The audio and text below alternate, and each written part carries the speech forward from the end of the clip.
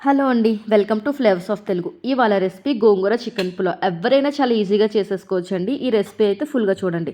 ఇప్పుడు నేను గోంగూర నీట్‌గా కడిగి పెట్టుకున్నాను. ఒక ప్యాన్ తీసుకొని కొంచెం గోంగూర అండ్ గ్రీన్ చిల్లీస్ 4 ఆర్ 5 వేసుకోండి. దీన్ని మిక్సీ జార్‌లో వేసుకొని పేస్ట్‌లా చేసుకొని పక్కన పెట్టుకోండి.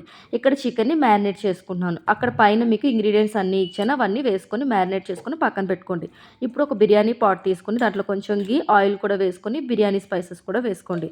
ఇప్పుడు నేను 2 మీడియం సైజ్ ఆనియన్స్‌ని వేస్తున్నాను. ఇవి బ్రౌన్ కలర్ వచ్చే వరకు కూడా బాగా ఫ్రై చేసుకోండి. ఇప్పుడు చికెన్ కూడా వేసుకొని ఒక 5 మినిట్స్ బాగా ఫ్రై చేసుకోండి. సాల్ట్ సరిపోయిందో లేదో చెక్ చేసుకోండి. అండ్ ఇక్కడ మనం గోంగూర పేస్ట్ కూడా యాడ్ చేయాలి.